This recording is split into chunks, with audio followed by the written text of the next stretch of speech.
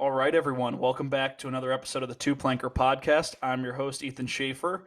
And today on the show, we have Bennie Osnow. And Bennie, thanks for joining us, dude. Yeah, thank you for having me. Absolutely. So, we got to start it off. Everyone's coming back from summer vacation. What have you been up to this summer? It's been a bunch of skateboarding, disc golf. Went to Woodward Copper with Line, and then we went to Windells as well. Just got back from that trip. I was talking to Simeon, like literally earlier today, and we didn't get into it. So, did Copper and Windells have two completely separate line weeks, or was like Line just bopping around doing their own thing? Well, yeah, Line has like a week at each summer camp, pretty much every summer. So I think we went to Woodward Copper the last week in June, and there's like a few of us that went, and then everyone always wants to go to Hood, so it was a huge team thing in Hood this year. Yeah. Who's got the better setup? That's tough because Windells that looked really sick this summer, but they like the week we were there, they got rid of the third rope toe, so we weren't able to like. It was really crowded in the Windells lane, and then there was just the pro park, which is like two rails and a jump. So I would say honestly, I had more fun at Woodward Copper for the skiing. Yeah. All Yeah. right, let's do the athlete profile. We'll give everybody a chance to learn a little bit more about you, and yeah, so let's get right into it. So, where are you from originally? I'm from Long Beach, New York, 30 minutes from JFK. Sick. So, what's that like for in terms of the community? Because I know that on Long Island, there's a lot of some towns are more quiet, some are super packed. So, what was yours? It would get pretty crowded in the summertime because like a little beach town, but and then it gets really quiet during the winter. Yeah, and so I mean, that is you're certainly not at the mountain there. So, like, what was life like for you while you were living there before you moved? Well, I would do a lot of skateboarding, surfing, kind of like did all like my parents always signed me and my sisters up for like all the different types of team sports and activities like that. So we were always staying pretty busy and active outside. Yeah, and you guys have kind of a like diehard weekend warrior family. So you guys were going up to Vermont all the time, right? Yeah. Yeah, from when I was like 2 years old up until we moved to Vermont. Yeah. So what was the setup with that? Did you guys rent a place? Did you have a place up there? I'm not sure what year they rented a place at first, but eventually they bought a place. I'm not sure how old I was. And yeah, we just go up every weekend to Bromley Mountain. And my parents would kind of just put me and my sister into these programs, and they would just go ski for fun and then pick us up at the end of the day. Were they just teaching you guys how to ski, or were they trying to push for like, oh, hey, maybe you might get into racing at some point, or moguls, or whatever? It was just kind of an all around program that we were in. It's called the Jets. And so it was more so just like teaching you how to ski well, and like towards the higher groups, they start going towards the route of like teaching you racing or moguls or whatever. But I when I got there, I just wanted to ski park. Yeah. Cool. So how old were you when you guys finally made the move up there full time? I moved to Vermont when I was 12 after Hurricane Sandy. The whole entire city was underwater during it. Like I remember I live in an apartment building, so like our actual apartment was fine, but the garage, two of the walls caved in, and everything in the garage was out on the street the next day, and we're like the whole town was just out and about, just walking around, looking at all the damage. And there's a boardwalk in the town, and it just like all splintered in every which way. It was really crazy, and there was no power for weeks. And we were fortunate enough that my parents had the Vermont house, so we went up to Vermont to kind of wait and see what happened. And then the school got the worst damage, pretty much because it was already under construction in Long Beach, and so the school didn't open for months. And my parents put us into a middle school up in Vermont, and that's when I ended up going to SMS. Yeah. How are you feeling when your parents decided, okay, yeah, your old life, all your old friends, yeah, they're staying in New York and now you're fully up here in Vermont in the middle of nowhere?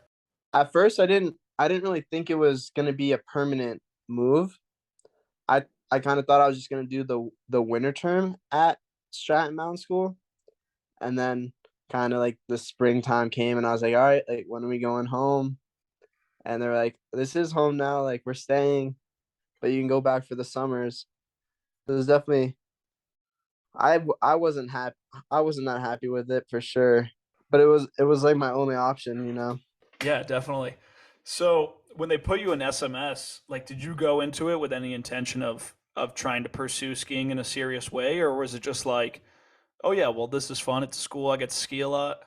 Yeah, I definitely I really wanted to like pursue skiing as like what I did when I it was because I started park skiing 2 years prior to moving out and going to SMS, so I was like really into it at the time, but Bromley just didn't have good enough parks, so I was kind of like looking for like the next thing to people to ski with, and I was gonna go to Stratton and ski weekends with Brian Knowles, who I think is like one of the best coaches out there.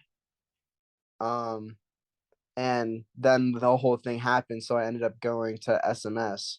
But like graduating elementary school, I remember they had in the yearbook, what you want to be when you're older, and I like wrote down that I wanted to be a skier, and that I like that I just want to get sponsors and have fun. Yeah, that's crazy that you knew it from like when you were that young. That's so wild.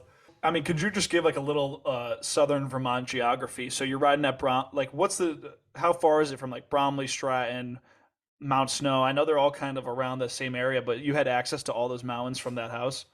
Yeah, so the where my parents got their house in this small town called Londonderry, and it's right next to Magic Mountain, and about 15 minutes from Bromley, 15 minutes from Stratton. It's about 35, 40 from Mount Snow, uh, 15 from Killington, 30 from, or 15 from Okemo, 30 from Killington, and then like 2 hours south of Sugarbush.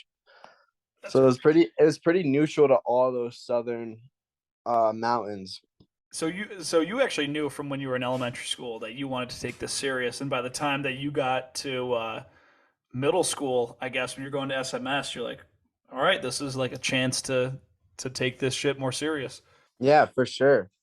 I was in those first years I was going really crazy and progressing at an insane rate until I got hurt my freshman year. Oh damn! So like seventh grade through freshman year, you're just progressing like crazy, and then it just hits a wall pretty much. Not that it didn't like hit a wall. Like, I'd say I was still progressing because I mean skiing every day it's hard not to just like get better. I'd say, but I would choose the days that I would like ski harder after I got injured just because I don't want to like if I'm not feeling it, I'm not feeling it. I'm not gonna like I didn't want to like just keep trying something just for the case of I gotta train today. Yeah, did they have you doing competitions right off the bat, or was it a lot of training when you were on the younger side? But yeah, I started doing USASA when I was the year before I went to SMS was my first year, but it was more so just kind of like just for fun. Like I think I did a backflip in my runs, like 360s, like very mellow stuff. But then, so like right when I started going to SMS, they had me do all three disciplines like rail jam, slope style, and half pipe. And I never skied a half pipe before that year. They didn't have one at Bromley. Yeah, clearly, I definitely don't have one at Bromley. I think I've been there like Yeah. once.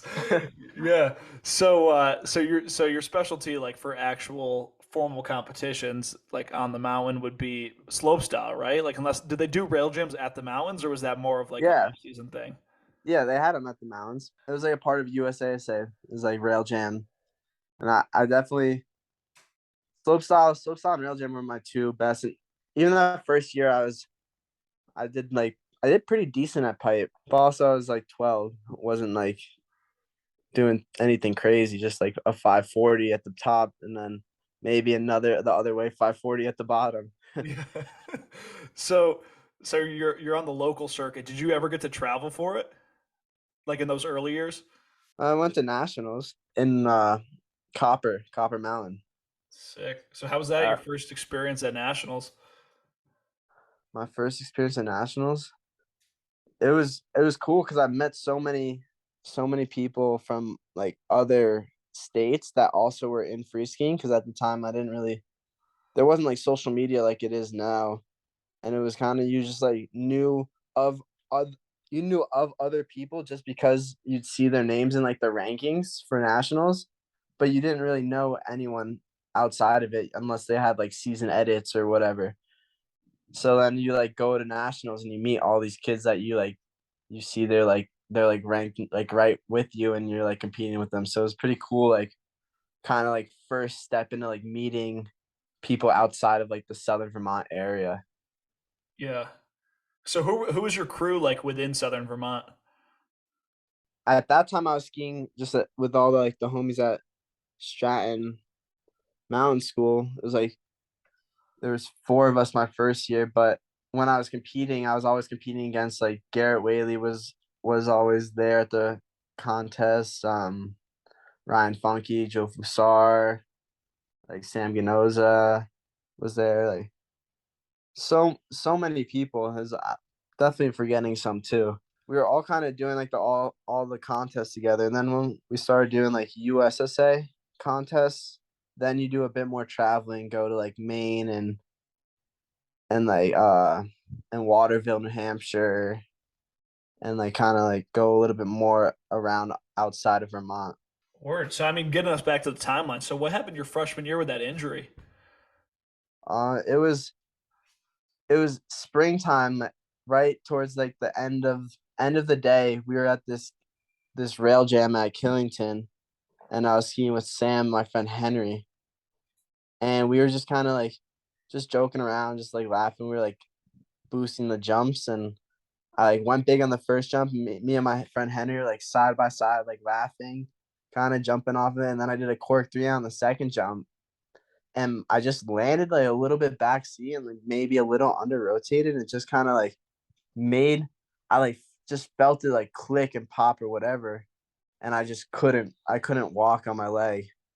I just like instantly felt it. I was like, oh, that's not good.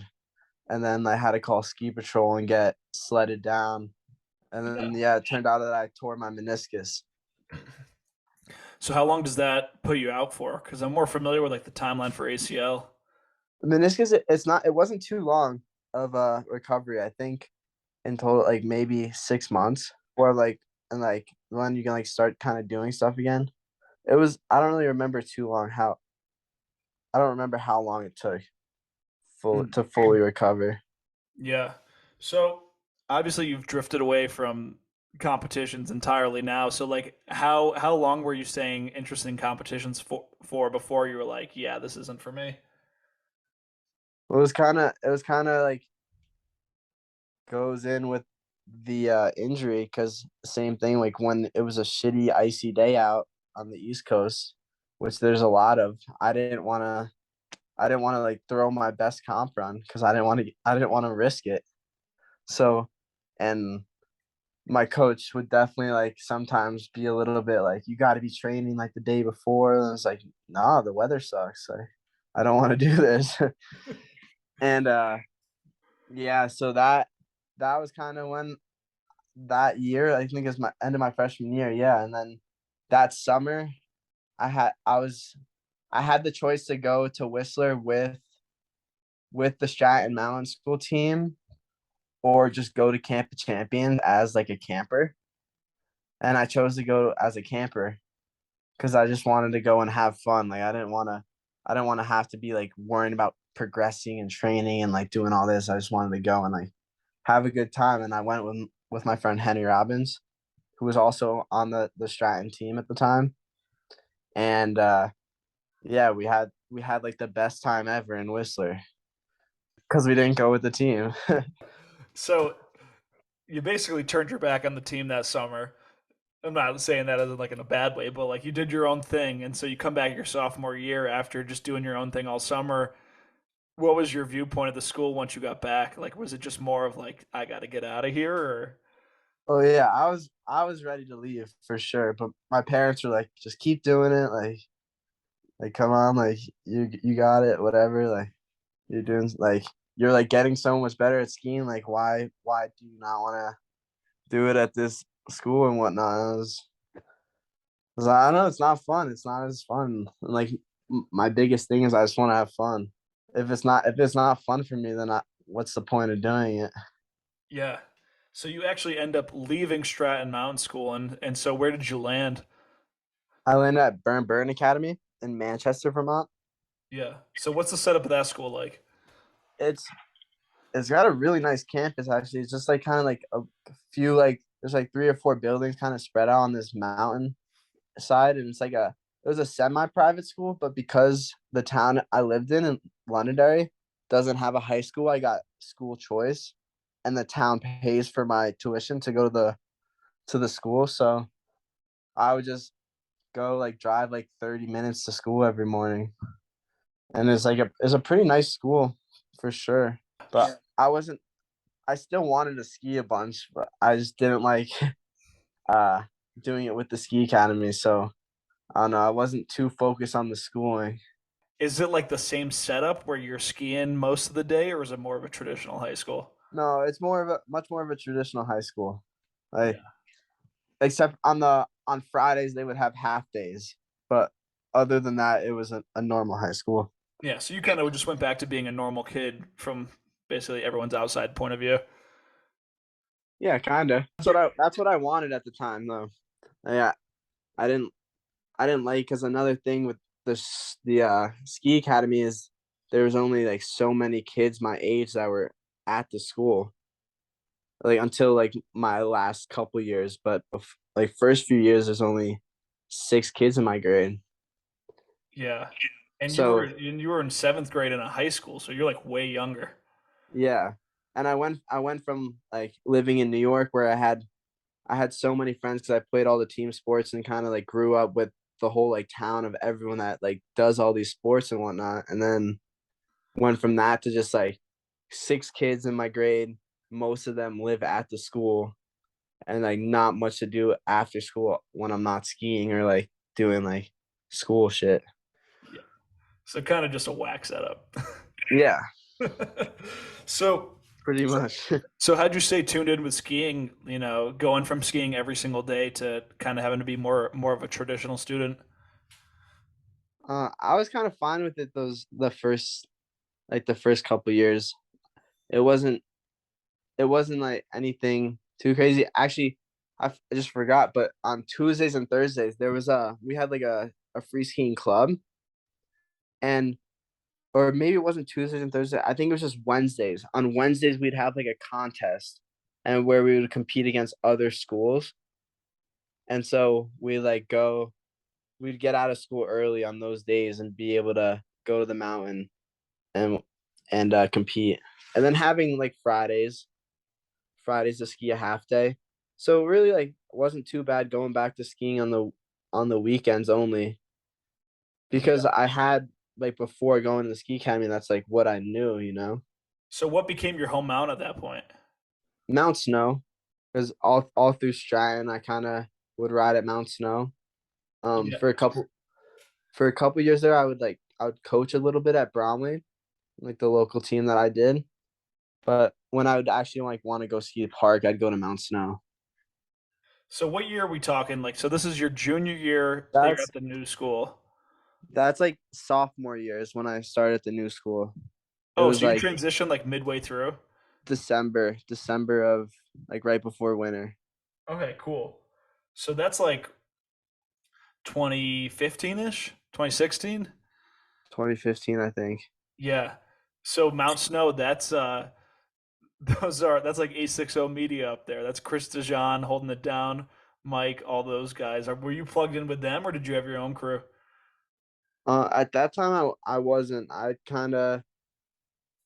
was just skiing with the kids of the academy. But then once I left, that's when I kind of started becoming friends with Chris and all the other guys skiing just at the mountain. Because I would leave school and just go. on Fridays and the weekends just go to Mount Snow. Yeah. Um, but that that was like I kind of got in with them more my senior year because my senior year I had it worked out with this school because I'd gotten on the Carinthia team also When did you get on the Carinthia team? my senior year. Oh, okay, so both happened the same year. Yeah. Um, and then I was like because I was on the Carinthia team, I like talked to the school and made it so that I could leave after my second class on like every other day. So I'd leave at like 10:30 and just go to the mountain and just ski with whoever's at the mountain. So kind of like whoever was there is who I'd ski with. So what do you mean by the Carinthia team? Like, what was it a team for? Like, it was It was just like they call it the Carinthia team and they do like video shoots okay. for the mountain and stuff like that. And so yeah, we did like sunrise shoots and just kind of film. C sessions was a big thing back then, and it was like a 4 episodes, 5 episodes, or however much throughout the year that they'd film, and it would just be like the Carinthia team is like the people who were filming for those videos and like got a free pass to the mountain, and kind of was just like the like main person who they were like marketing with. Yeah. So prior to shit popping off your senior year, were you doing anything junior year, or were you just kind of getting back on your feet, getting used to a new school? So yeah, junior year was actually really sick because it was right when Liam Downey was moving back to the East Coast, and I had met him once before, but we had mutual friends because my first coach, Justin Ordway, was friends with him, and Chance Longley, who ran the ski shop that sponsored me. And so they kind of connected me with Liam, and Liam started working at Burn Burton with the free skiing club, and he would coach us and go to the contest with us for that year. So it was really sick. Kind of I still was getting coached, but it was a way like more chill environment and just like with a good dude. Yeah.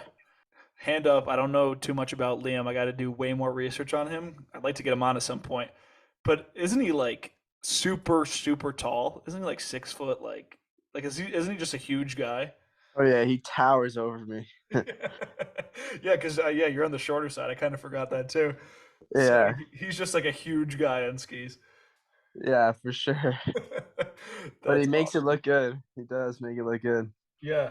So he was coaching you guys, and so were you still competing in all the USASA stuff, or was it like? No, that my sophomore year was when that all ended. I kind of tried to compete without having the coach, but I went to Waterville for one contest and I thought it was so bad I just left after practice.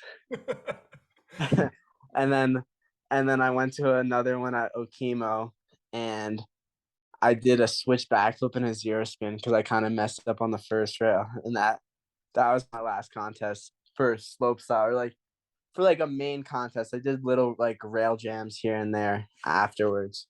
Yeah. Word. So I mean, you make a great pivot for what you want to do. Go to a new school, start getting coached by Liam, and that momentum kind of carries through your senior year, getting on the Carinthia team. I said that junior year though, I had a lot of injuries. Oh shit.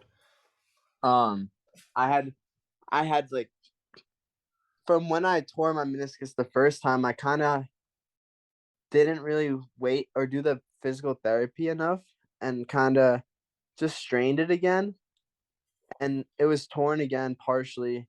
And I tried to ski the year that junior year with it torn, and I kind of messed it up again because I was just trying to ski on like the hurt knee, and I just ended up getting other injuries because I was compensating for it with my other legs. And like I sprained my ankle in the ski boot really bad, and then came back from that. I like hit my head one time, and then got a concussion, and then the last one from that year, I like fractured my jaw Oh my doing a gosh. trying to do. I was doing a cork nine and landed sideways, and just compressed and hit my chin on my knee, and just like broke like my jaw right underneath my ear, Mhm.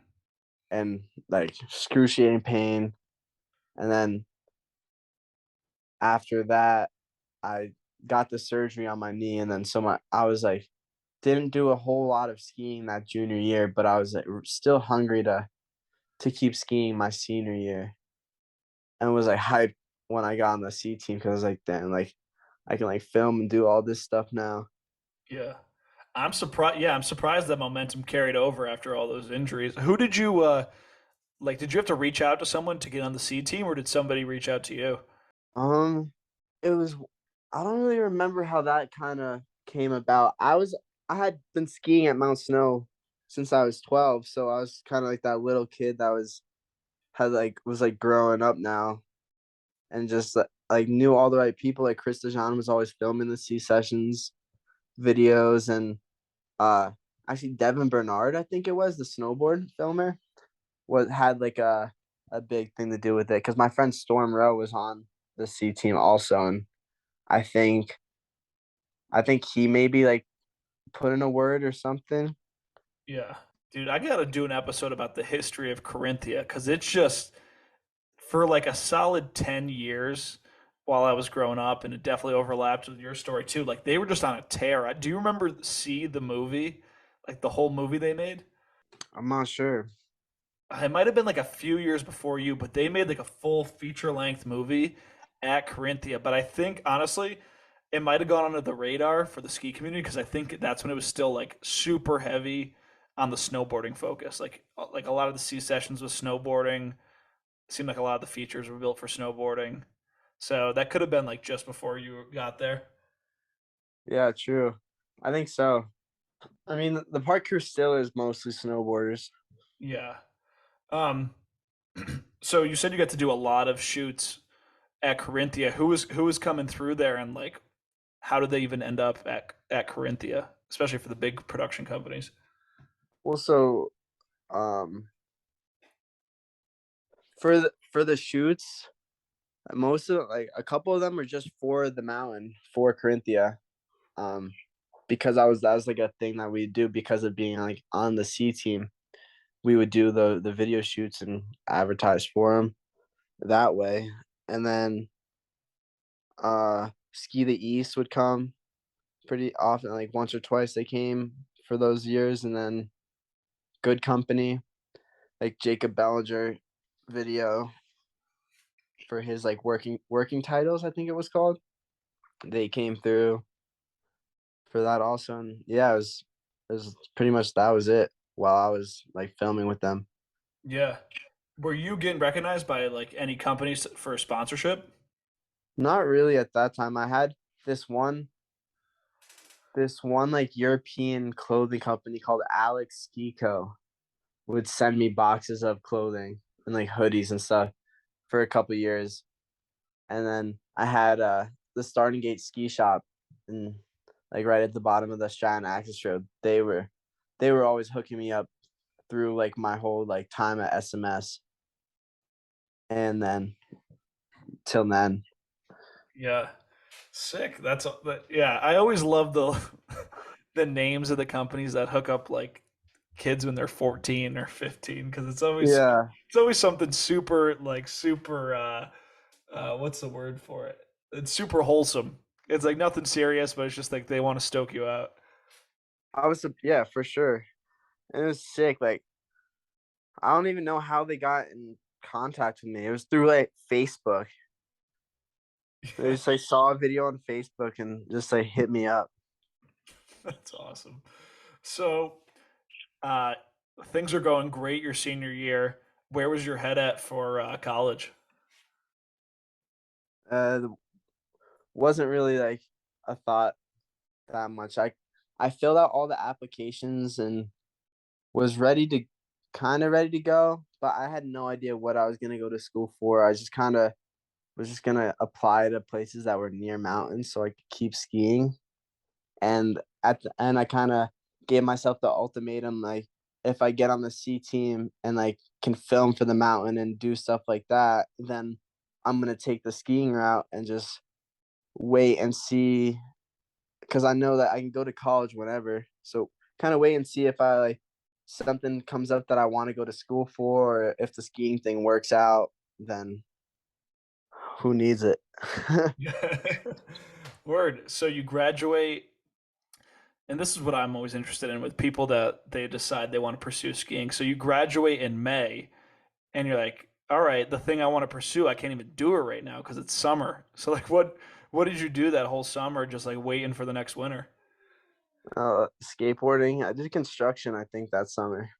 Actually, no, that summer I went to Windells because I won a session my senior year. Oh yeah, the down rails and double kinks. You got the free trip to Windells. Yeah.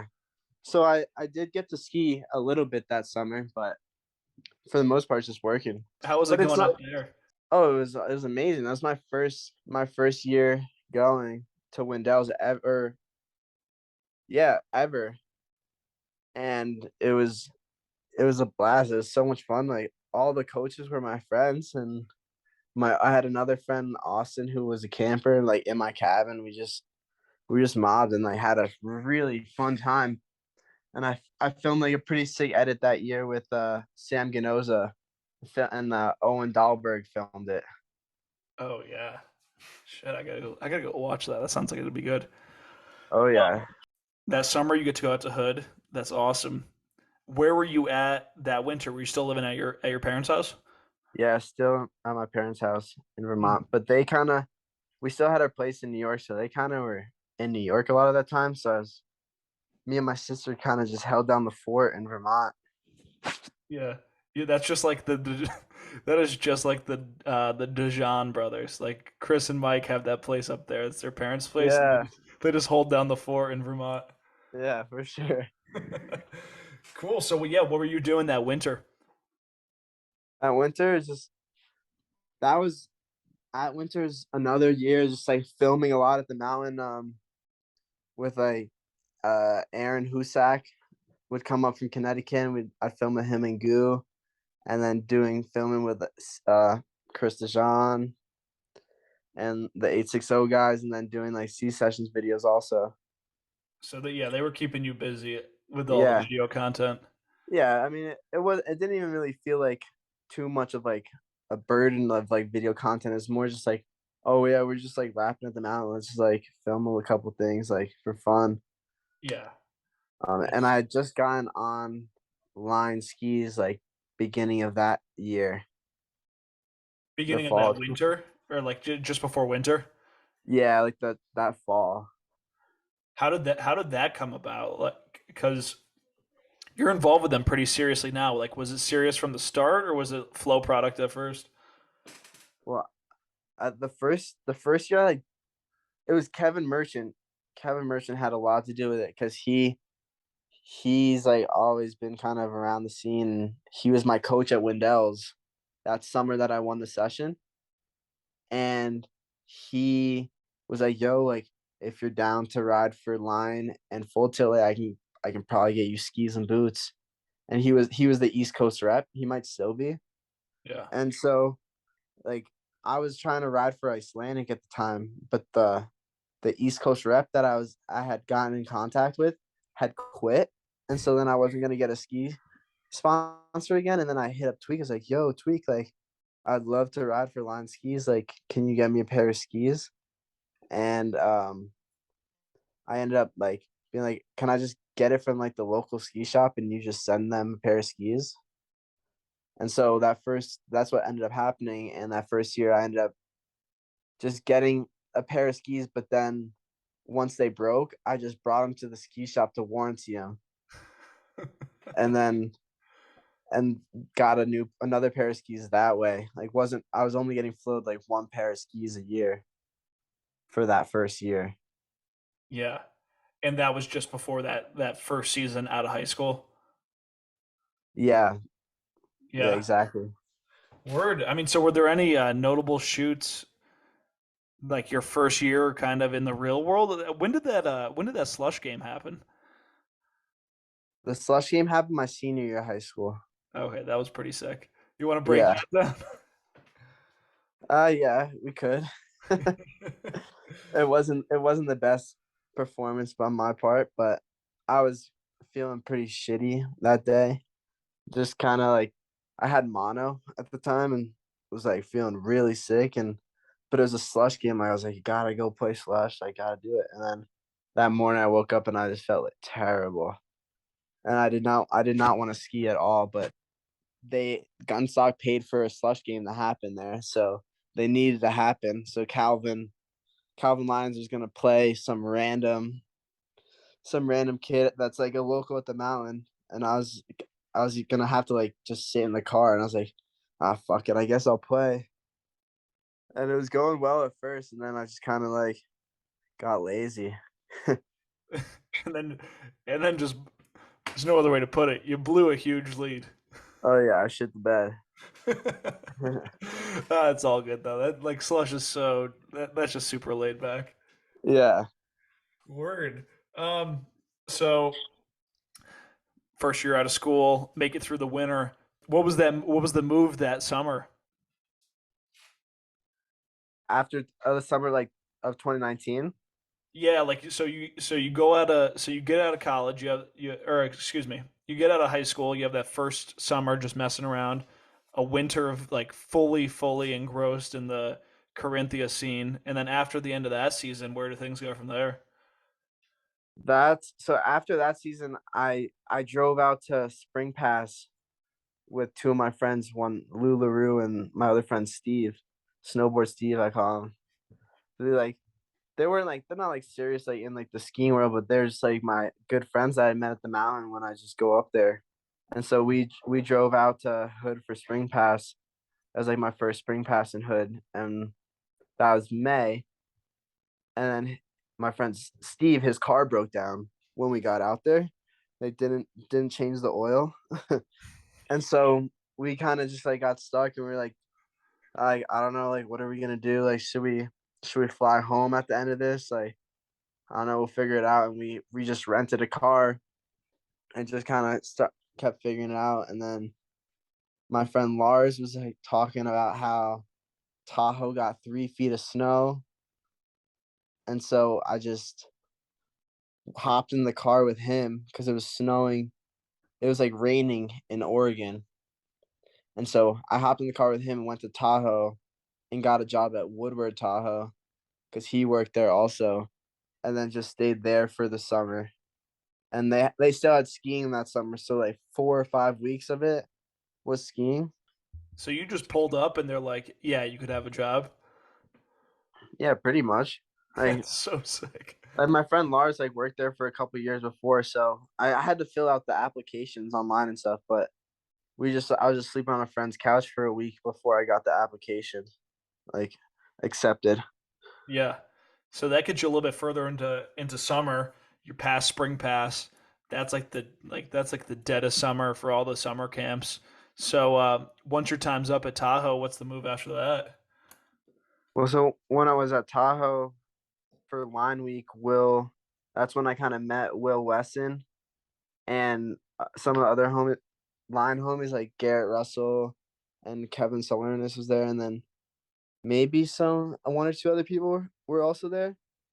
And I filmed with them that week, and then Will invited me to go to Mount Hood for the line week, and so I drove out to Hood again that summer at like end of July and stayed out there for like the line week session and stayed in like the guest house for Windells, which was a big trip because the summer before I was a camper, and then now I was like staying in like the pro house and I was like the guest. Yeah. That's so sick. Were you for the Tahoe line week, did they plan to have you there or were you part of line week because you were already there? No, I wasn't a part of line week at all. Oh, you were just chilling with them and it happened to be I line was week. just yeah, I was working at Woodward Tahoe, Yeah. and they came, and it just happened to be a line week, and I just like went up to him and was like, "Yo, what's up?" I went up to Garrett and I was like, "Yo, what up?" Like, my name is Benny. I ski for like I get skis on the East Coast from line, and then later that day I kind of like skied up to them, and they're like, "Yo, if you want to film with us, by all means, like you can get some clips this week."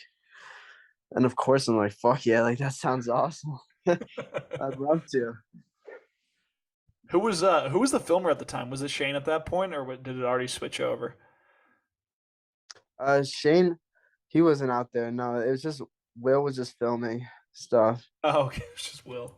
That's funny. Yeah, So you go out to Hood, and then like 365 days, you go from being a camper, and then all of a sudden you're with the pros, and all the campers are looking at you. Were you just stoked beyond belief to be there for Line Week? yeah, for sure. Try, definitely try to like keep it cool, like acting like it's like, oh yeah, this is normal, like casual. But I was definitely freaking out a bit inside. Like I was Mm, just meeting so many people who I'd grown up watching skiing. yeah. When you were staying at the pro house and getting to ride with all the pros, like, did you feel like you were part of that crew, or did you feel like you were still on the outside looking in? I mean, I felt like I was. It was only for line. It was just me and Will that were there, and then Oh, it like was Tucker. just you two. It was just us two, and then Tucker would come up and like come skiing from Hood River. But Oh, yeah, it was, and I think maybe Taylor was there too, Taylor Lundquist.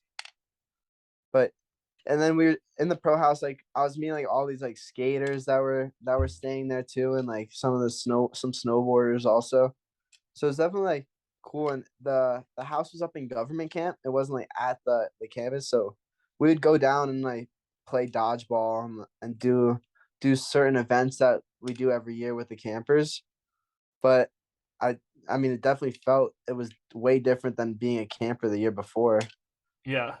So after that, you got the pros within line. They could probably vouch for you.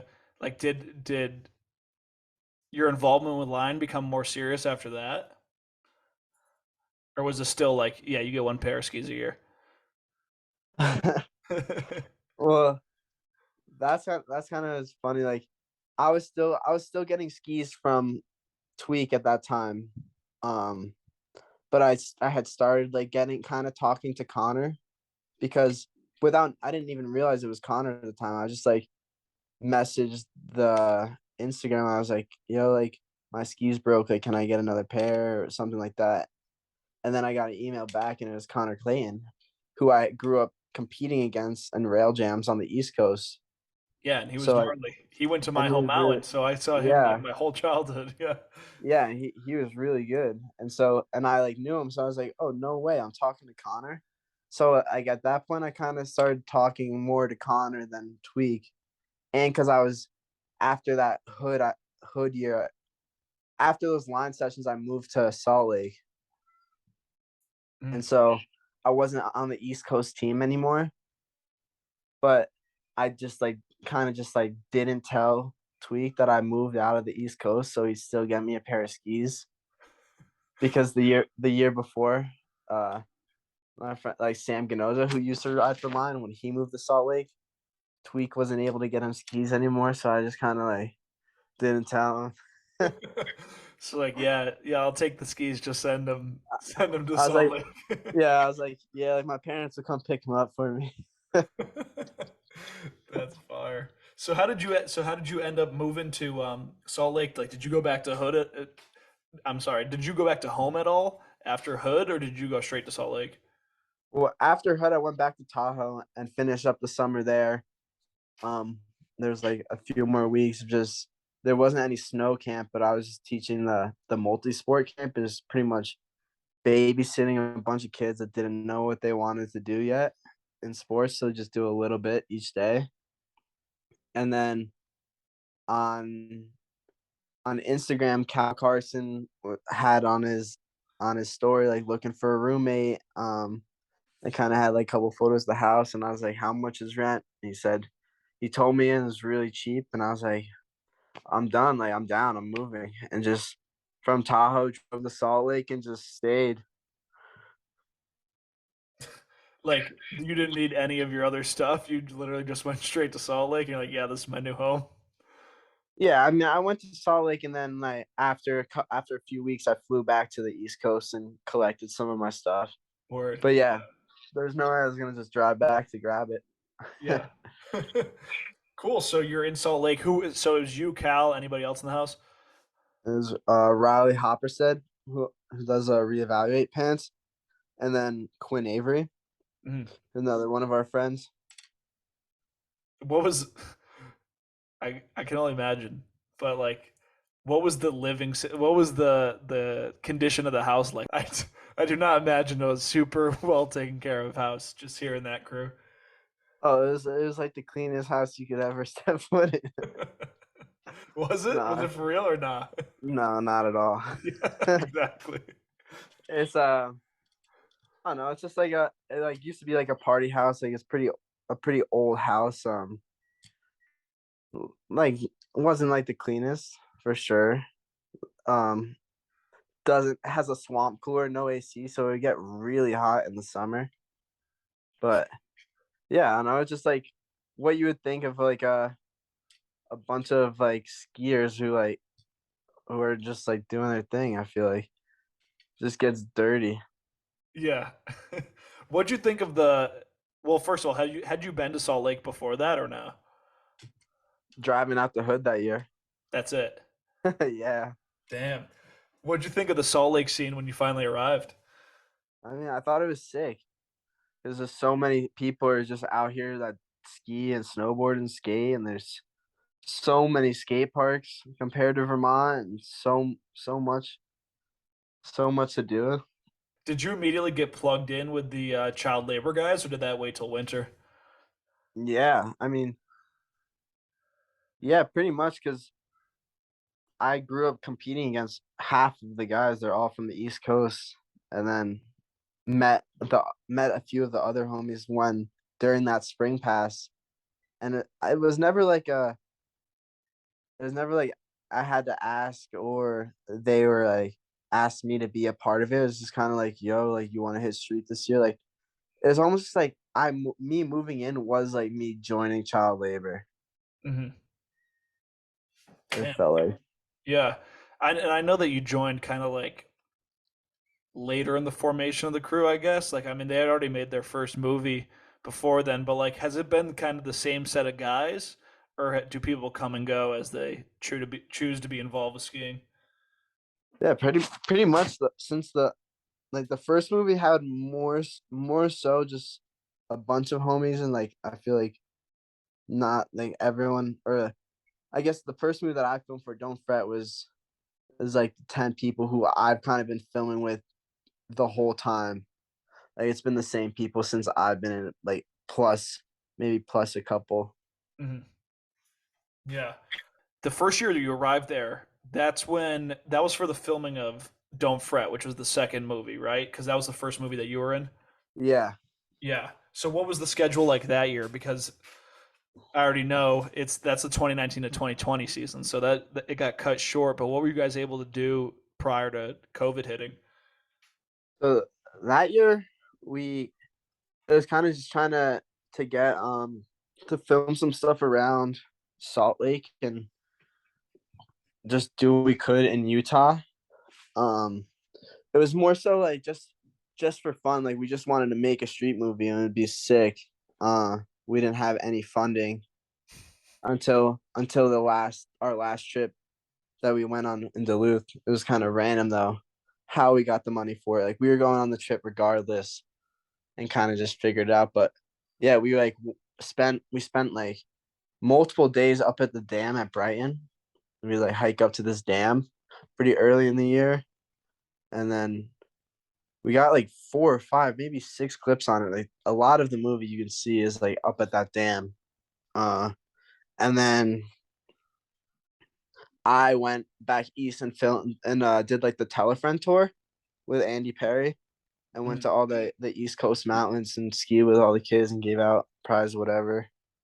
And then So what month? Like what month we talking for Telefriend tour? Because that like December, January? that's like January, like end Okay. of January, February. Yeah. And then March we went to Duluth, Minnesota. Yeah. Dude, I got so many questions just off that little bit. So first, like, how much experience street skiing did you have prior to getting linked up with the child labor guys? I hit three spots ever before that year. Yeah. So when you showed up, were you like, "Holy shit, these guys are serious about this"? Well, I was I was more like finally I Yeah, got people to be serious about this with yeah, because yeah, I didn't there wasn't too many people to go hit street with on the East Coast. yeah. So you're like, Or finally, this is who I've been looking for. yeah, Word. exactly. So, and another side of it too, it's kind of like what you were saying with that line session at Mount Hood with Will and being on the pro side. What was it like getting to travel around the East Coast on Tell a Friend tour? Like it's where you're from, and now you're going there as like a guest. Uh, it was pretty funny. It's definitely funny to hang out with the people you would watch skiing like Andy and Will and see how they are outside of the videos that you see because watch enough videos of someone you think you kind of have an idea how they're like and then you actually meet them and say oh yeah they are kind of like that but then there's also whatever Yeah, extra. you want to give us the inside scoop? So, I mean, who's like off-screen personalities surprised you the most out of that crew? Or like any dynamics? Like, do Will and Andy get along well? That like obviously the show is pretty much about them, and so they're kind of married, basically. Yeah, But does everybody get along yeah, they get along for the most part. for the most part? Yeah, definitely some arguing here and there but I'd Yeah. say they I'd say they get along. So it's just yeah. So it's actually it's they portray good vibes, and it's actually just it's that like it is good vibes. Yeah, I mean, more or less, it is them because Jake is filming just pretty much everything. Hmm. But being funny, this past year, being in the van with Andy and when he's saying the ridiculous stuff, it is just so funny. Yeah. Word. So was LJ still with you guys? Like was that LJ's last year of doing the tour? I don't know. LJ didn't do the stops with us that Okay. year. So it was the following year that it was his last one. Because I remember seeing him during the COVID winter at Ski Sundown, and I think I forget who was saying. I think maybe Andy made a joke about how LJ says he's going to quit every season, and then he actually ended up Yeah, quitting at the end of that season. he might have been at one or two of the stops. I think that year Hmm. that I did it. But it was just Sawyer Sallingham was on the tour and Will and Andy and me and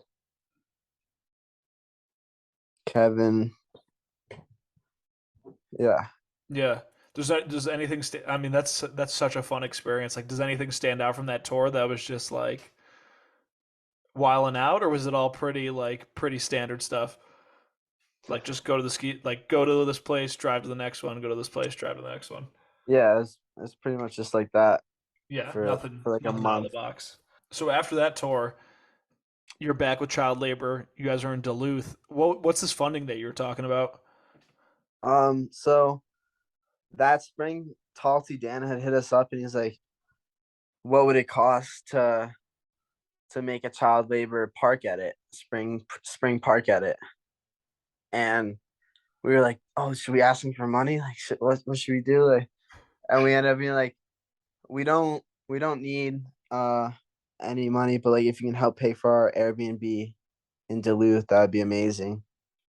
And we'll send you that park edit. And then so he was down that to help pitch a little bit towards the Airbnb. And then I we were got to Minnesota and we were looking at the Airbnbs and it was way more expensive than we thought it was gonna be. And I ended up just hitting up Jacob from Smoke Proper, who because I had started riding for him. I think after Hood, he had hit me up. So that was 2019, so or 2020, I think, or No, that would have still been it 2019 would have if been it's before 2019. Duluth. Yeah, Yeah. the end of the year or beginning of the year 2019. I think he hit me up, and I just hit him up and I was like, "Yo, we're in Duluth, we're filming for this street movie, any chance you can help pay for our Airbnb and we can like throw your logos in the movie and stuff like that. And he was like, yeah, how much is it? And he just paid for the rest of it. And That's so yeah, that was like our first like step, like, oh no way, like we're getting this paid for, like that's so sick. Like, and then we were there for 2 weeks, and as towards the end of the trip, like schools kind of started closing and like COVID kind of started becoming more of a thing. And we got back that summer, or that not the summer, that spring, we got back to Utah right after the trip, and everything shut down the next day. All the mountains closed. Like can't do anything. It was kind of shitty. We were like, damn it, we should have stayed in Duluth. actually that probably would have worked out because you couldn't do anything in Salt Lake. My girlfriend was there at the time, and she was like, "Yeah, I'd just go running every day. That's it." Yeah. Yeah. So did you stay in Salt Lake with in that in your trap house that you guys were you guys were running, or did you get running back home?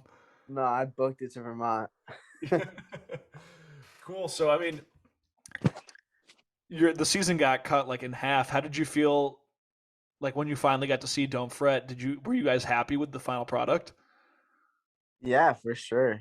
Mm, I think I think we were stoked on it because that's like still has the most views out of all the videos, and we only filmed for 2 weeks on it. And like, I mean, every year is like, I think it's like, oh, this is so sick. Like, this is so much better than the year before.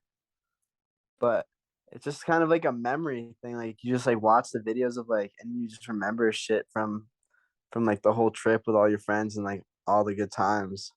yeah.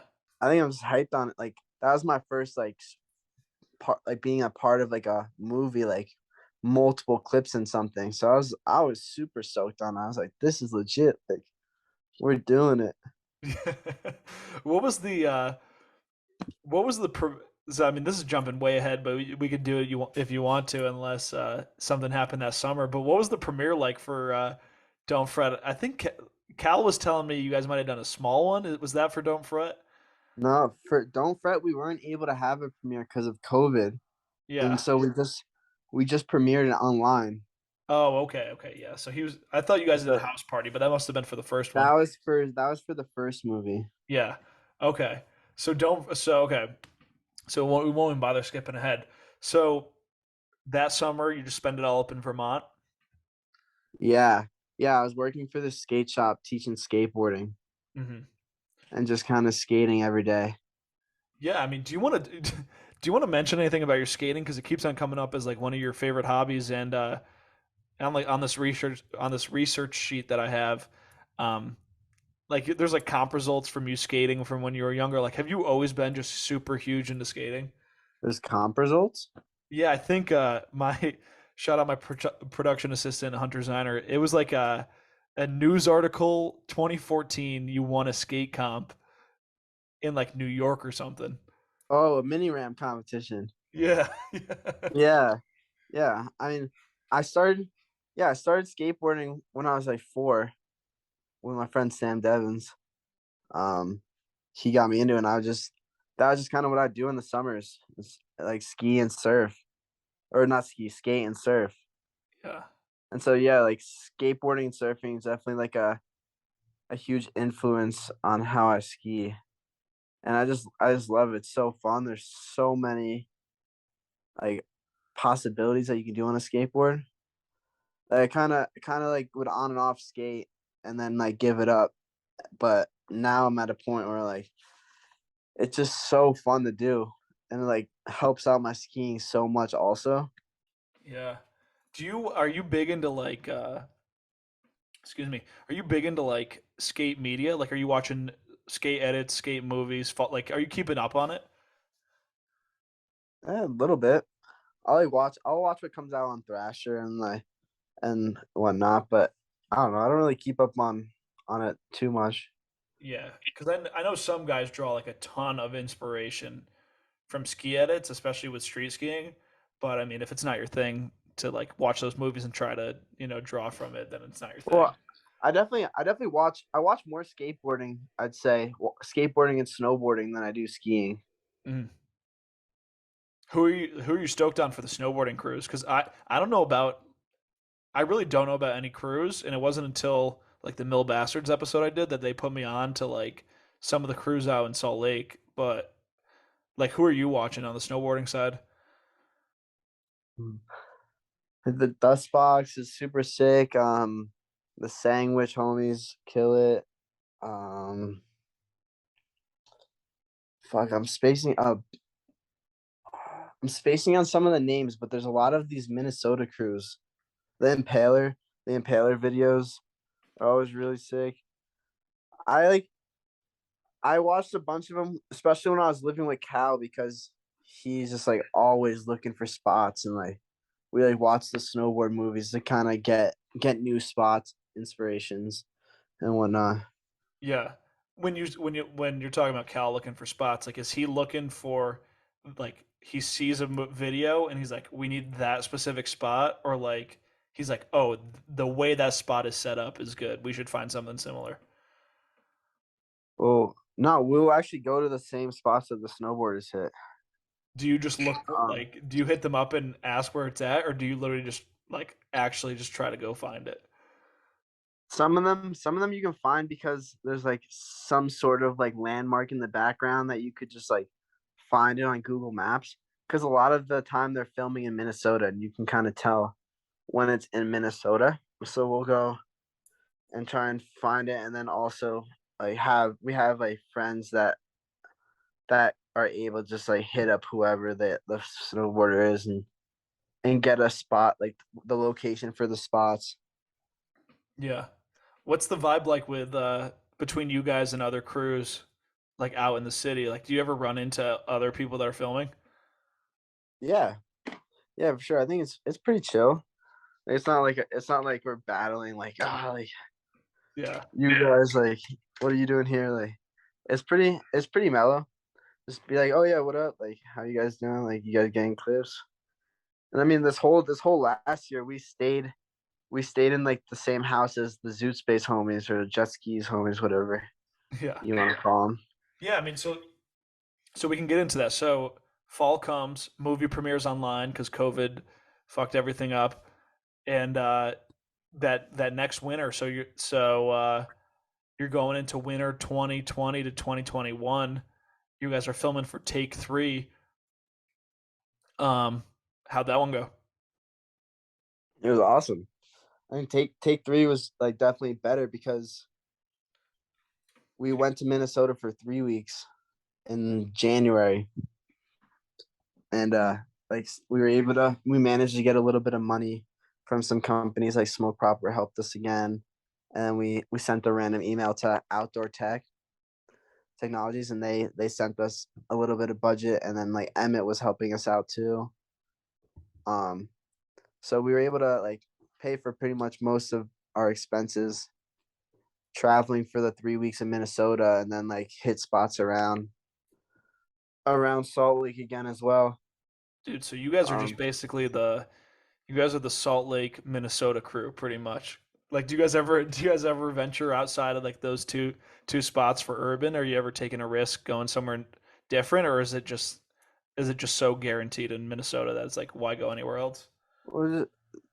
This past year filming for the new movie, we went to a few other places, and for like for take three, we also filmed a little bit in Denver.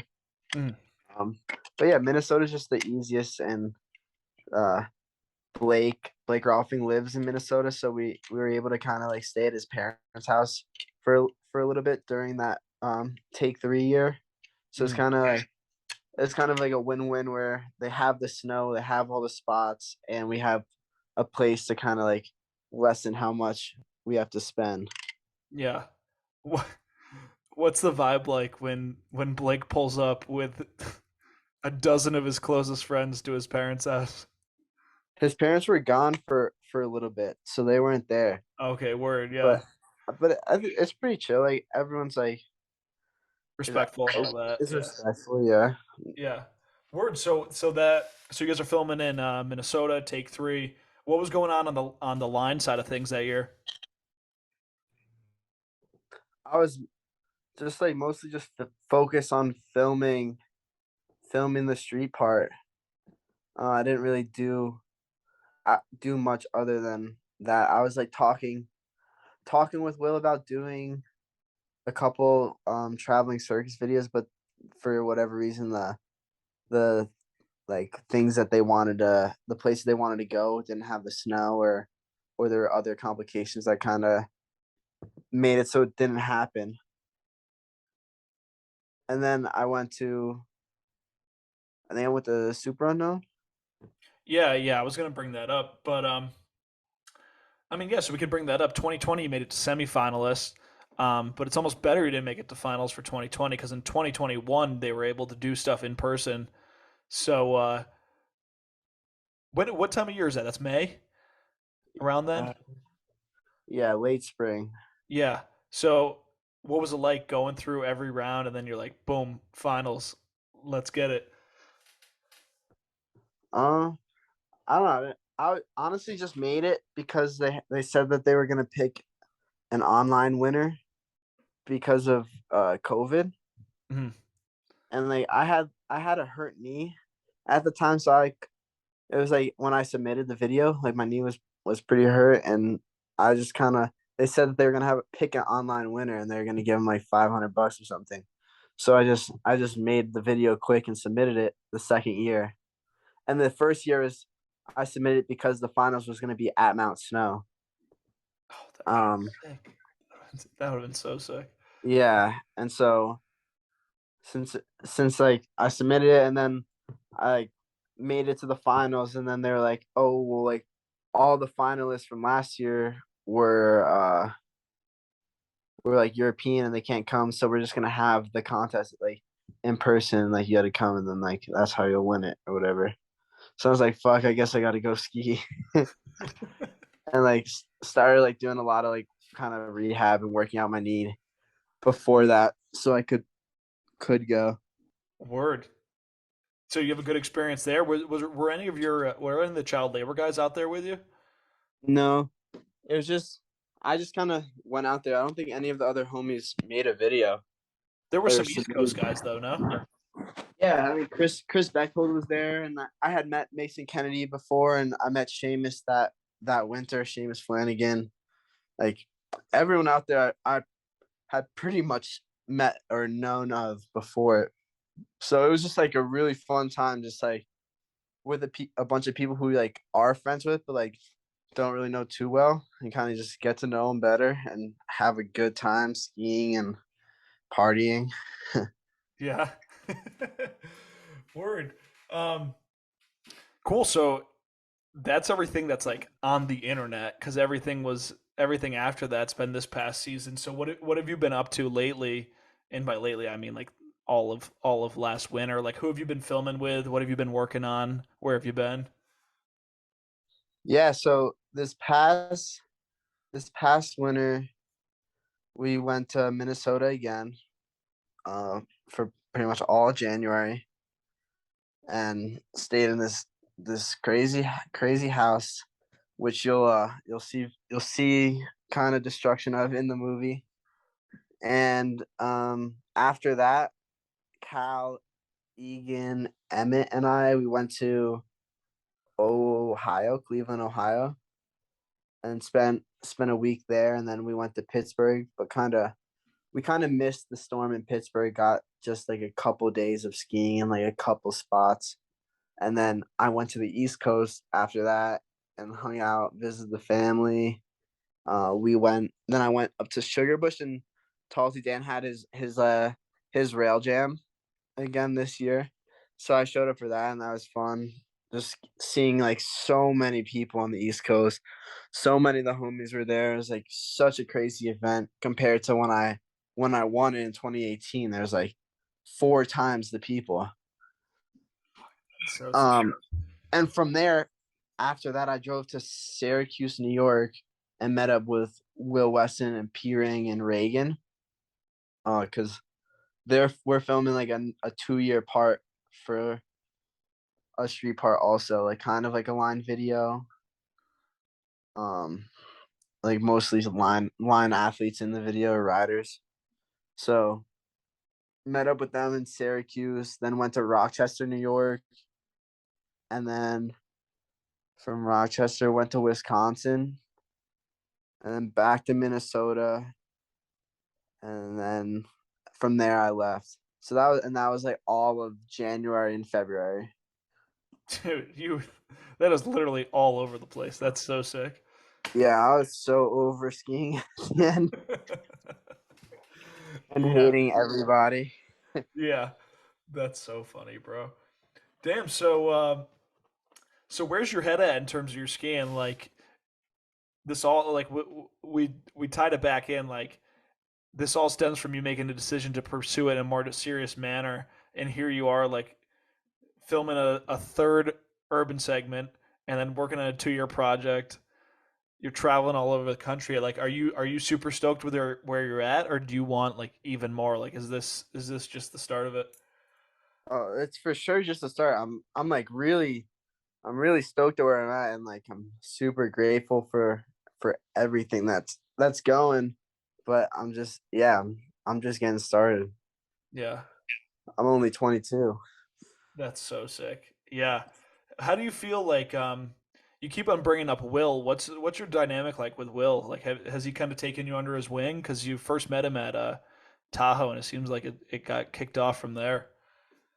Yeah, I mean, Will's definitely been the homie in terms of helping me out, and kind of he just kind of invites me to all like the line stuff, and that's how it was for a little bit. I was like, am I on line skis or am I just Will's friend?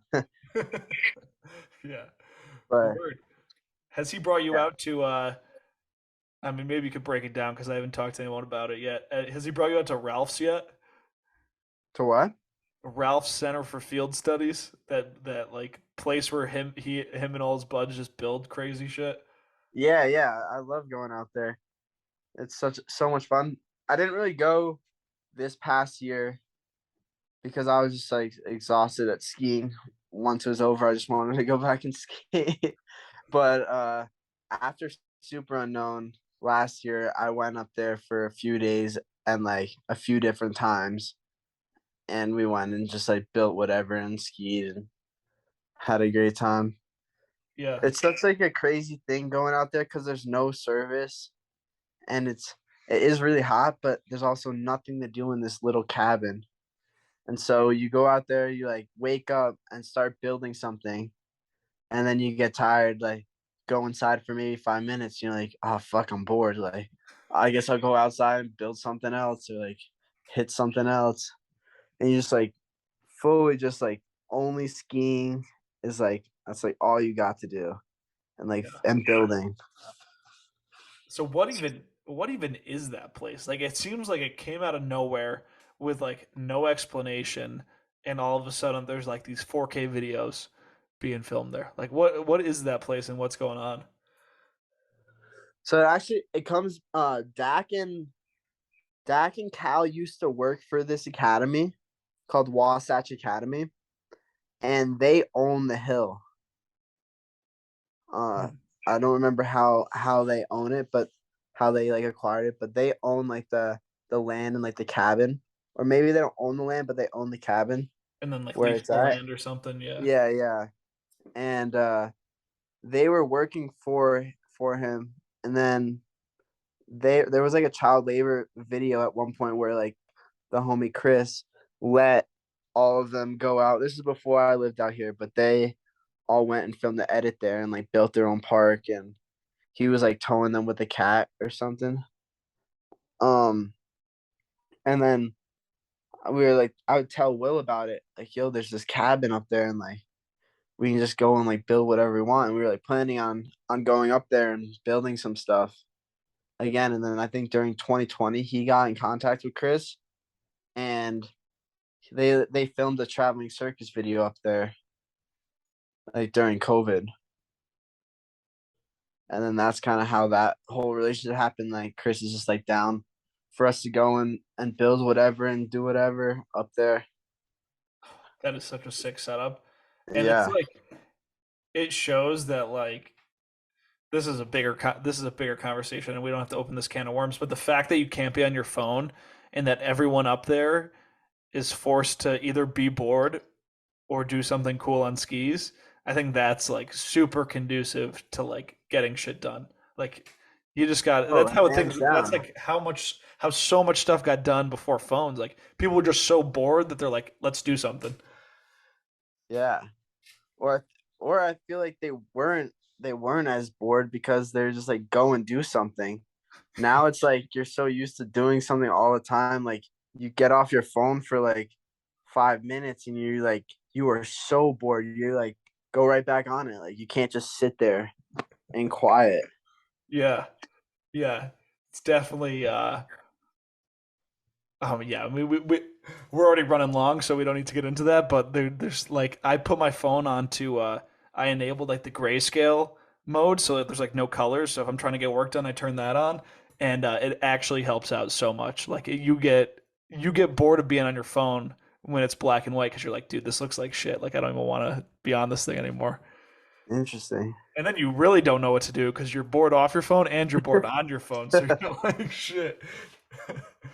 All right, so I mean that you could build a solid Wikipedia page off of all the stuff that we just covered for your life. So, got some viewer questions for you. Let's get into it. First one is what's your hot take? My hot take is that less is more. Word. So, what does that mean to you? And then what are some good examples of that? I just think that like it's so sick when you can just make something look so smooth and easy.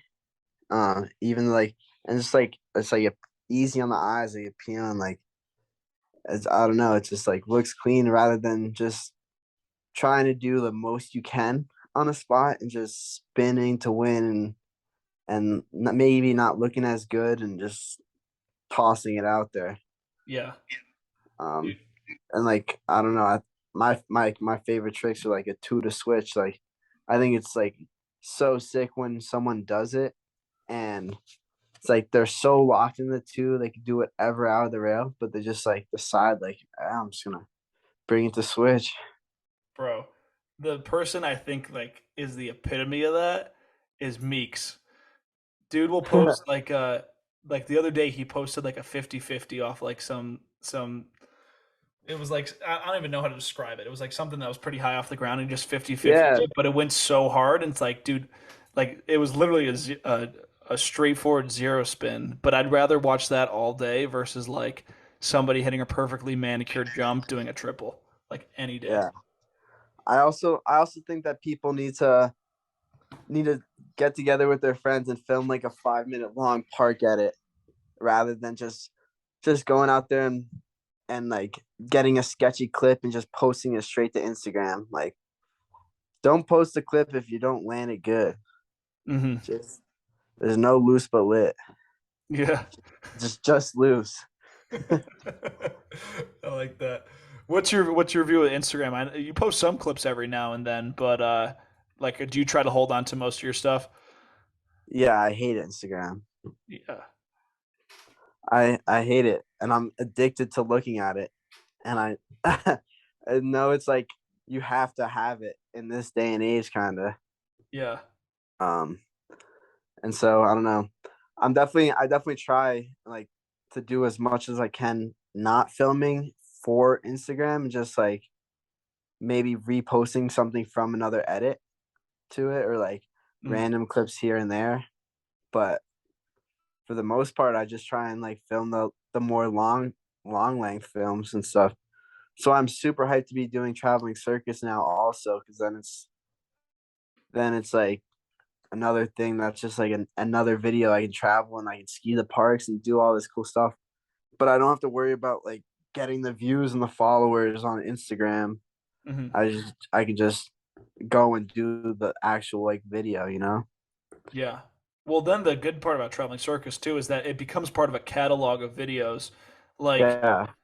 if you make a movie one year, that's that movie alone. But you being in traveling circus now, that's the same thing. Like that's the same piece of content as like all the stuff they were doing from the beginning. It's all part of one big thing rather than, like separate movies.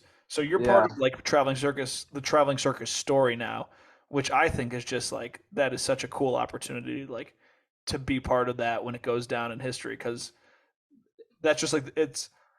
I don't know if people love it, and sometimes it's seen as like a little kid thing, but that's like some of the most legendary shit that's ever been done in skiing. That whole series. yeah, for sure. Yeah. So And I big, just big congrats for that. That's so sick. thank you. Yeah, and even like we'll like go out with like the child labor crew, and we'll all just like film, just go out with the camera and film for a couple days and post the videos on YouTube. Hmm. And it's just like it's way cooler when you have something that's like little bit longer and has like a little more like effort into it. Hmm. Like Instagram, I get like you kind of need it nowadays. That's why I still have it. If I didn't need it, I probably would have deleted it by now. Yeah. But it's I think it's just like something about like making those longer videos is just like so much more enjoyable for me to watch. 100%. And it lives on in a totally different way when it's part of something bigger. Yeah. It's Yeah. like it's that delayed gratification. Yeah. Well, it's actually crazy, like in the age of Instagram, that you guys are not even you guys have the self restraint to not even be like, oh yeah, this exact shot's gonna be coming out in the movie. Like even you guys are like, oh yeah, we're not gonna even mention it until it drops. We're not gonna tell you who did what. Like it's gonna drop when it drops, and that's gonna be like 9 months after it actually happened. Yeah, and I think people do still really enjoy those longer videos and like being able to come together for a premiere. It just kind of like it just needs to be brought back and like more people need to like kind of recognize it. Like, last year's premiere was insane. There's like way more people than we expected. We just like uh got this venue that was called the Block and just like an underground rave warehouse and we filled it to like as many as we can. We like maxed it out with people down the block still. So like I think that like that's like that right there is like enough for me to be like, yeah, I want to fucking make another one of these. Like this is so cool to see everyone's reaction to watching it for the first time like in person. Yeah. Are people been at the premieres? I haven't been to a premiere since like Sunny for level one. All my actual real time job. Like this podcast is not my full time job. My real Yeah. job gets super busy during the fall, so I like never have time, and I'm never in a location where there's a premiere. For the premieres, are people actually paying attention, or are they like too busy partying? I can't remember. Okay, that kind of answers it. Well, I'd I assume don't you guys had already seen it no. like a million times at that point. Yeah, we had like a homie premiere and like watched it, but I think people did actually kind of like sit around and watch the video. Yeah, that's so tight. Yeah. And this year we're planning on getting a way more legit venue and hopefully like a bigger projector screen so more people can see it and so that everyone can make it to it and fit. Cuz Yeah, last year was just like insane, like 500 people at least showed up. damn, bro. I would love to be able to go to one of those. We'll see if I can make it happen this fall. Um, all right, Sam Ganoza. Is it Ganoza or Noza? Ganoza? Ganoza. I feel like I think I already asked somebody else that in a separate episode. Sorry, Sam. Which of the child labor guys is the best to be at the spot with? Um I don't have a favorite person necessarily to go to the spot with. It's my favorite when we all combine together and kick it at one spot or like multiple people session a spot. Yeah, Yeah, it's because way when you guys aren't all together, you guys split up, right? yeah, we split up in groups of like three or four. Yeah. Damn. You don't get worried about like high bust possibility when there's everybody at one spot. Well, most of the time, the spots that we all come together is a spot that's in like a park or something like that where it won't be a high bus as much. Yeah. Shit. All right. Two people asking the same question, and then one of them has another part to it. Mason Kennedy and Rolf, they both asked, "What's your favorite trick?" And we'll split it up: rails and jumps. Uh, I mean, one of my favorite tricks is back four on a rail. Mm. Will always feel good. Landing switch. Pretty much anything you land switch will always feel sick. And then like a chord five lead mute is Yeah, also one of my favorite tricks for sure. Just being able to like yank the mute grab and pull the switch feels so good. yeah, But more recently for sure, and like even from the start, I've always been a big fan of hand drags and like hand plants and like putting my hands down on the snow. Always feels so cool to me. growing up, were you more of a jump guy or a rail guy? I think I've always been more of a rail guy, It just comes but with being from the East Coast. Yeah, yeah, but I like to jump here and there, and I definitely like,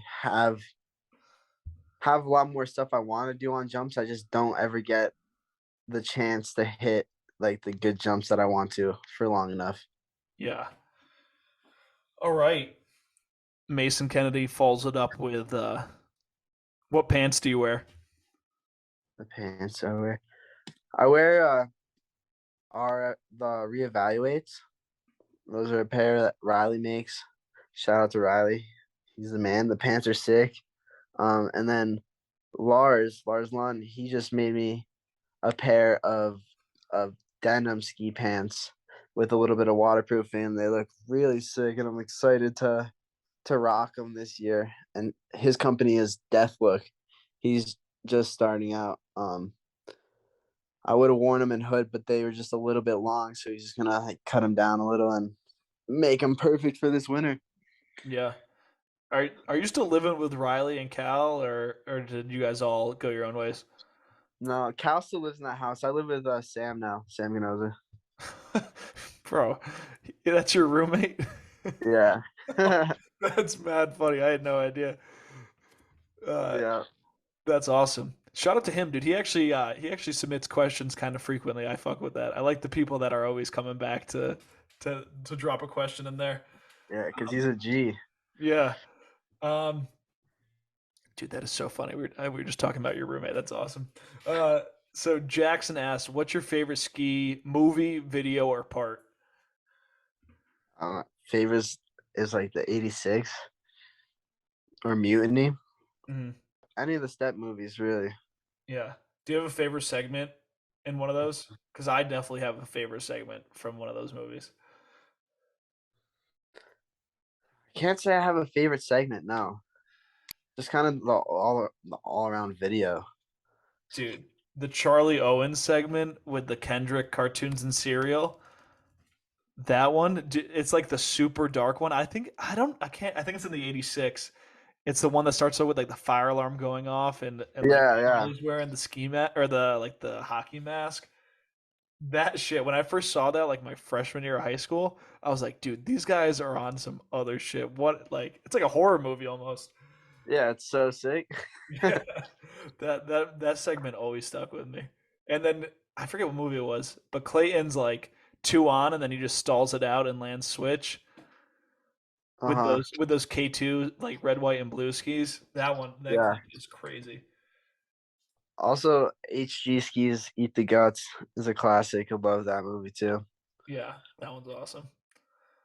Is that one? Do you like that one because you're an East Coast guy, or just because it's just an objectively good movie? I mean, it could be a little bit of both. Could have a little bias. Yeah, yeah. Word. All right. George asked, "What's your favorite clip of yours in Take Three?" My favorite clip is it's probably the clip that I got where I jumped. I was like in the alleyway of a house, and I went from the little roof and then hopped over from the little roof to the other house ledge and just slid it to forward. It was Yeah, one of my favorite because it was like we didn't even know if the people were home or not. It was just kind of we just like saw it and we're like, fuck it, like let's just try it. Yeah. And I tried to go back to do a lip on from the little house, and like the guy was like in his house and called the cops and had to get out of there. Is that might be your opening clip for take three? No, I'm looking at it right now. No, Yeah. your opening clip is you on a snow skate. Oh yeah, the board slide. Yeah, that's pretty tight. Yeah, and then here it is. Yeah, the dude, that's a sick spot. Yeah. Yeah. Or my the clip where I climb out of the tunnel and then hit the rail. That one's my favorite too. Oh wait, hold up. Is that take three? Yeah. Am I tweaking? Like, wait, is that the one out of the manhole cover, or not? Or am I bugging and mistaken? Yeah. Yeah. That's you, Yeah. bro. That clip is so sick. What's the backstory for that? Like, who the fuck thought of?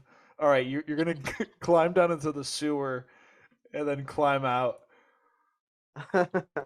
We didn't climb into the sewer. So it was like we Cal and I had just got to Denver, and like both of our knees were kind of hurt, like, and we were just like chilling there. I was chilling with my friend from high school, Mikey, who like lived near Cal's parents' house, and he was like, "Yo, there's this park near my house, and there's like a bunch of sick rails. Like, let's go." And we're like, "Oh yeah, we're like, let's go check it out. Like, we wanna scope some spots." It's like on our way out to Minnesota, and once we were there, we were like walking around the park, and there's this like the rail that I hit, and there's like a tunnel underneath it, and we're just kind of like looking around this park, and like, now we saw that, and like then we're like, oh, like I wonder where that leads, and we kind of just like walked in this tunnel, just exploring, and we saw the manhole, like the ladder up to the manhole, and then we were like, huh, like wonder where this manhole pops out, and like we were just like being like super fried, like definitely like a bit stoned, and we were just like like went and looked at where the manhole popped out. It happened to be like right above the rail, and we were like, "Yo, this would be so funny if someone just like climbed out the manhole and then hit the rail." And then and there's literally like no snow in this whole park. There's just this one snowman that someone made in the middle of the field, and we put it on like some like snow skates. And my friend had some snurfers, and we just kind of like dragged this huge snow pile over and kind of like use a tarp to kind of scrape up a little bit more snow. And that's why the lip is just like so skinny and small, and like the in run is pretty much leaves That's and all wild, that. man. Yeah. And like Where? Go ahead. I had a hurt knee, so I was just like, I don't really know like what will be able to get for clips, like, but this rail is pretty easy to slide, and like it would be funny. So let's just let's just do it. Like fuck it. Where, dude? Where in the movie is this? I'm looking for that clip. It's right after Sam Ganoza's part, I Okay. think.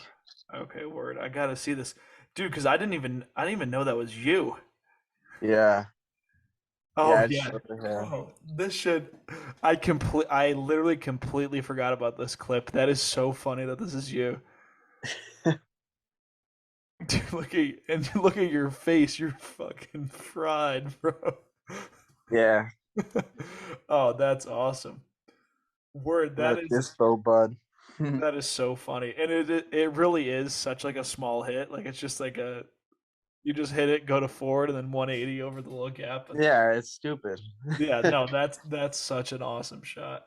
You guys had some really great B-roll in that movie with like all the characters talking and like the Den- little kid saying "child." Den- Dennis the Menace. Oh, that's funny, bro. That was a really good movie. Yeah. Sometimes I watch it and just watch the intro just so I could hear that Kate Bush song. um, all right. Uh, Binging boulders. What's the most effort you put into an urban spot? The most effort I've put into an urban spot. Oh yeah, in terms of like hitting the spot or building. Yeah, I think we could do both, but I think the intention was like most number of attempts on a spot? Yeah, so the most number of attempts was the my ender in take three, where I go lip on and then transfer to like it's a down flat, transfer to another down. Um, that one I like tried to do it for a bit during like a snowstorm and got really worked on it. And then we left, and the next day we went back and it was like pretty sunny, and we had to dig out the entire stair set because it got fully buried because it got 2 feet of snow, and then we had to make a huge drop in for it again, like pile it up, and it ended up taking me like the whole day to actually get it because I was so scared to commit to jumping over to the other rail. I mean, like looking back at it, like I probably could have gotten the transfer a little bit better still, but I was just like so hyped that I just like made it to it, and I was just like, whatever, like this is good enough. But looking back on it now, I kind of wish I went back for it to do it again. Yeah, but with things like that, I generally trust my gut. Like if you went back, you could Yeah, have gotten like crazy hurt. Like sometimes you yeah, just gotta trust what you're feeling. for sure. Yeah. What about like in terms of most effort you put into building a spot? I guess like the biggest build would be like from this past year, I think, where I made like it was kind of like a line, just like a tranny, and then hit a rail afterwards. Um, just like any tranny spot that you're building, it takes so much more snow and like time to kind of make it work. Yeah. Do you guys Um, generally do like natty speed, or are you bringing winches and like banshee bungees? If anybody even still uses those. during the year of the Take Three movie, we broke like 10 Banshee bungees. Uh, and so this year, because we have a winch that Zach made, Zach Sturdivant, but it never works. It really like works. It's worked for like 2 spots ever, and so we always bring this winch, thinking we're gonna hit winch spots, and then it always breaks. So we ended up building like every crew that we had. We had like three different crews of people going out, and we all built a drop in, and we were all Yeah. using drop ins. And then Emmett was in Minnesota at the same time as us, so he let us use the e winch a bit. And like shout out to Emmett this year, he just bought us an e winch, so we'll be going fast. Yeah. Word, dude. Shout out to Emmett. Um, all right. Grant Harris asks, what's the conclusion to the child labor court case, the vandalism court case? Oh, we haven't heard from him. No, I think the guy was just trying to milk us for some money, but he never followed through with any court stuff. Yeah, I got a phone call from like a detective, but I didn't respond. The detective just left you a voicemail. Uh huh. I can send you the voicemail. Benny, hey, this is Detective with the Salt Lake City Police Department. Just calling you regarding an incident from back just before Christmas time where you and some friends were skiing over at a guy's property. I just want to get a statement from you regarding your involvement in that, what you witnessed. So if you can, give me a call back. My number again is 801. And so that was mainly Cal's problem to deal with, right? Cal and Sanch, yeah. Damn, that's wild. Well, I'm glad that the guy kind of just dropped it. Yeah, I mean, he was asking for like a ridiculous amount of money for like his rose bushes and his grass being ruined. It's like, buddy, like your shit got ruined because it snowed during winter. Word. All right. We could fly through these last ones. Some of them are simple. It's Norris, not Chuck. What are your DIN set at? Dins are at 11 always. Word.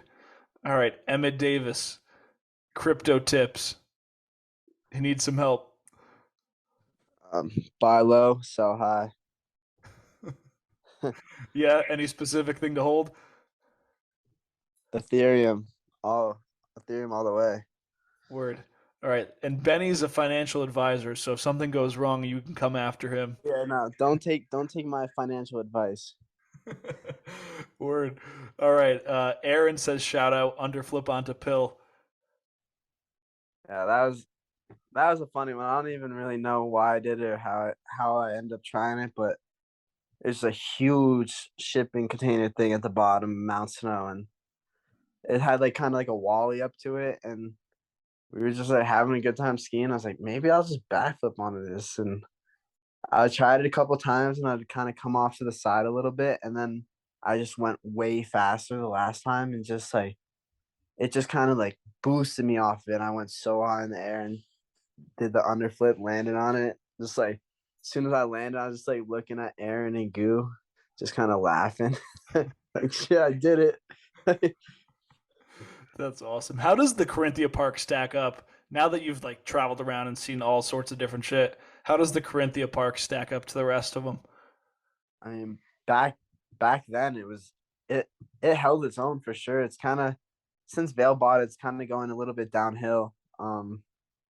But I think it I like I think it does. It holds its own for sure. Like it's just as good as any park on the West Coast. The only thing is that the weather's so much better out here. Hmm. Yeah, dude. Like you were talking about the winters in on the East Coast, and like people listening that haven't experienced it. Like I used to film a lot when I was younger at the mountain, and filming in like January always sucked because it was like the landing straight ice. You're scared for like everyone that's doing shit. It's just like Yeah, the 90% of the sky time, looks East the Coast skiing snow. is terrible. Yeah, I agree. Now I Yeah. go back home and I just snow skate at Magic Mountain. I don't even ski. Word. All right. Phil, favorite juice flavor? The screwdriver for sure. Sorry, you got to explain. You got to explain juice for the people that don't know. Hmm. Well, it's just like an orange juice kind of vodka drink. It's like a Four Loco. It kind of started off as a joke last spring pass because they had him at Thriftway, and we would just we'd all get it, like go back to the campsite after skiing and just drink a juice before anything else. And it's just like a tall can, like Four Loco, 14%, and just it gets you. Word. All right, we'll wrap it up with this final question. I always wonder if people get sick of those stupid questions thrown in, but they're fun to ask because it's usually something that the guest knows about and it's like an inside joke. But Oh yeah, because yeah, during this past trip, I drank a juice when we were out there for the line week at Windells, and I got a little bit turned up, you can say. all right, last one, and this dude's giving you major props. The Good Willie, do you find it crazy that you created a culture of skiers just from riding a unique ski? What inspired you to ride the Sakana? Um, I don't really. I feel like I've created a whole new culture from like the ski. Thank you for if you feel that way, but really just inspired me because I thought I liked the aesthetic. Kind of growing up in like a beach town, it was like surfboards have like twin fin fishtail, and snowboards having like even like skateboards. I love like a shaped skateboard, and so I got the Sakanas for that reason. And then once I started riding it and like actually like shredding the mountain and like the turning radius and like being able to carve and stay on edge and everything about it, just like I just loved it. And so I decided to like keep skiing it, just ski in the park. Kind of, I recognized that there weren't really anyone doing it. I was like, why not? Like the ski is so fun. Word. Yeah, Yeah. you getting a pair this season? Definitely looking forward to having them because it's just you ride them like it's not a true center mount, right? It's a little bit back. Oh, I recommended. I think it's like -11. I put it up one from what was recommended on the ski. So there, I have them mounted way back from center. Yeah, and that doesn't like mess you up switch or anything. No, not really. What the only thing like switch like if it's really soft, this like the tails will kind of like dig into it a little bit or like go and switch off the lip. But other than that, like I couldn't feel a difference. No, maybe like a slight difference if I'm spinning fast off a rail, just because like the swing weight. But other than that, no, it's like I just love them. It's so sick. Yeah, it's like on some Zeb Powell shit. You know, when he rides that crazy board, it's like it looks just as sick. Yeah. Yeah. Shows it. Word. All right, that's all I got for you. Plug what? Let's have you plug whatever you got to plug for child labor, any upcoming projects, and then where they could find you as well. Yeah, so child labor, why not? What the new movie's gonna be called. We're premiering in Denver on September 17th, the second night of the level one premieres film festival. And we're looking for a date later in October, 14th or the 21st for Salt Lake. And like thank you, Smoke Proper and Vishnu and Vine Skis and Talty Dan, Arsenic, all you guys for supporting us in our videos, and thank you to everyone that's kind of been there along the way and made skiing so fun for me. Yeah, Hell yeah! And what's the name of the new movie? why not? Boom, heard it here first. All right, Benny, thanks so much for your time, dude. Yeah, thank you for having me.